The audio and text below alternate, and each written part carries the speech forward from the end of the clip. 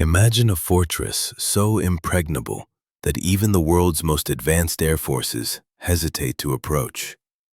For decades, Russia has built an aerial defense system so formidable that it's earned the nickname King of Air Defense.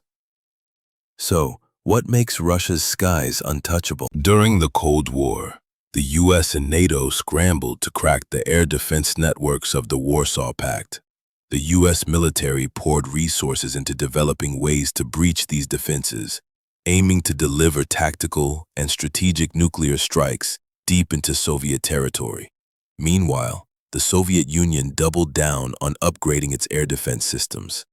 By the early 1980s, they had deployed a network of cutting-edge systems unmatched globally, including the highly mobile S-300 and the long-range S-200.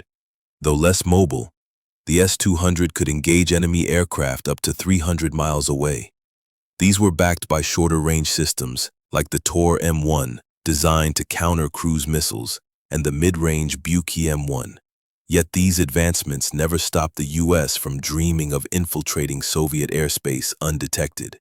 Pentagon strategists devised intricate plans to slip through Soviet defenses unnoticed, but Moscow was no amateur. The Soviets developed air defense systems so effective, they became the stuff of legend, cementing Russia's reputation as the undisputed master of air defense. So, what were these game-changing weapons? One U.S. strategy involved deploying a fleet of supersonic B-1B Lancer bombers, optimized for low-altitude missions. Flying low made it harder for Soviet long-range defenses to track and neutralize them, especially since early Soviet interceptors struggled at low altitudes. This was a shift from earlier Cold War tactics, when the U.S. relied on the B-70, a high-altitude bomber capable of Mach 3 speeds for nuclear strikes. But the B-70's approach was thwarted by the Soviet S-200 system, a beast designed to take down high-altitude targets. With a detection range of 600 miles and the ability to track targets above 45,000 meters, the S-200 didn't just stop bombers, it could also counter ballistic missiles and even shoot down fighters at extended ranges. In fact, Syrian S-200s famously downed a U.S. Navy A-4 and an Israeli Air Force F-16. The Soviets didn't stop there. They bolstered their defenses with shoulder-launched surface-to-air missiles optimized for low-flying aircraft, further reducing the survivability of U.S. low-altitude bombers like the B-1B. Another U.S. tactic involved attack helicopters, equipped with advanced electronic countermeasures to disable Soviet air defenses and radars from low altitudes. But this approach had serious flaws. Helicopters were too vulnerable to penetrate deep into Warsaw Pact territory.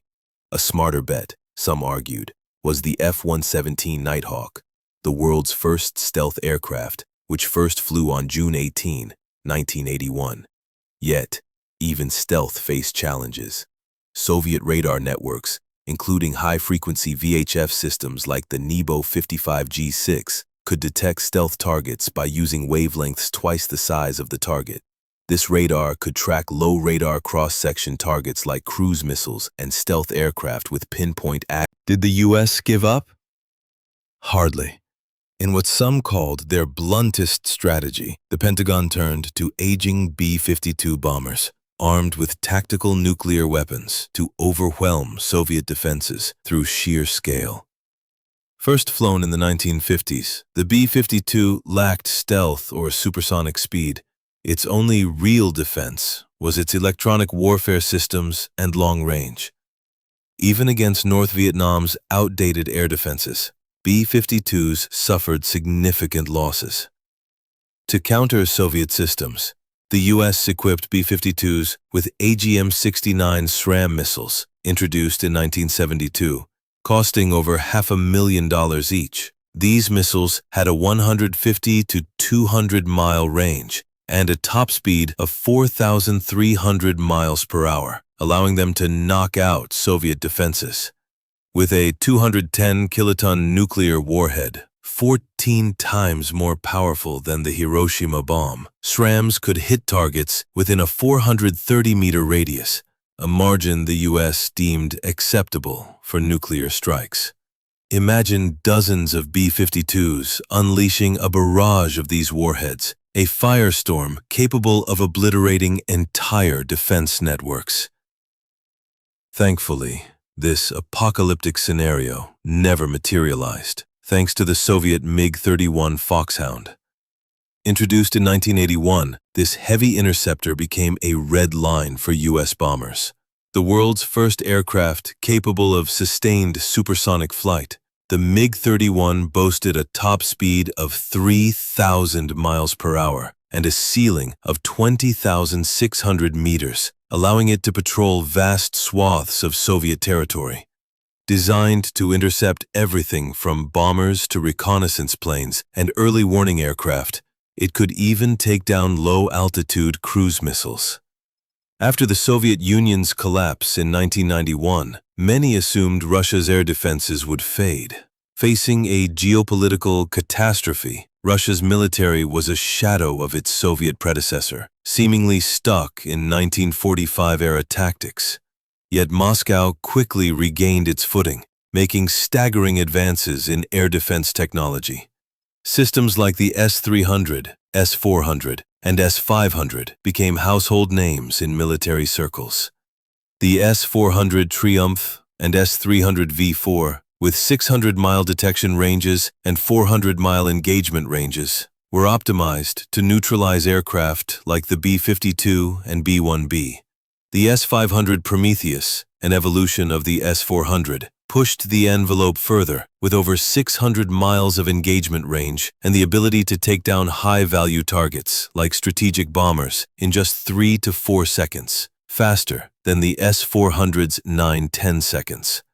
With the U.S. fielding advanced fifth-generation fighters like the F-22 Raptor and F-35 Lightning II, a question looms. Can Russia's S-400 and S-500 systems take down these stealth jets? Mike Kaufman. At the 2017 Max Air Show, Russia unveiled the Struno-1 radar, designed specifically to counter U.S. stealth fighters like the F-22 and F-35. Unlike traditional radars, Struno-1 separates its transmitter and receiver, boosting sensitivity to reflected signals.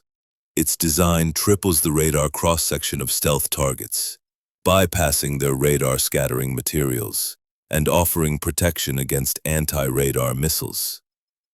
However, its short range, tracking targets up to 7 kilometers in altitude and 12 kilometers in distance, limits it to identifying stealth aircraft in vulnerable approach paths rather than long-range detection. Pairing Struno-1 with long-range, less accurate radars provides targeting data for air defense systems. Despite its limitations, Struno-1 poses a serious threat to U.S. and NATO stealth aircraft in potential conflicts. Combined with modern missiles, it could turn costly F-22s, F-35s, and B-2s into sitting ducks. Recent advancements in Russian radar technology have led U.S. and NATO experts to warn that fifth-generation stealth jets risk losing their edge, potentially becoming easy targets for systems like the S-400 and S-500. It's no coincidence that Russia leads the world in air defense. The ever-present threat from the U.S., particularly its prompt global strike program, keeps Moscow on edge. This program, resembling a nuclear triad, aims to deliver rapid strikes from land and sea using cruise missiles and intercontinental ballistic missiles launched from submarines. Hypersonic air-launched missiles are also in development, and the Pentagon has even explored kinetic bombardment from orbital platforms. So, what kind of weapon could Russia develop to survive a U.S. attack if these scenarios become reality? Share your thoughts below and join the discussion. Don't forget to subscribe and hit the notification bell to stay tuned for more insights. Until next time, thanks for reading.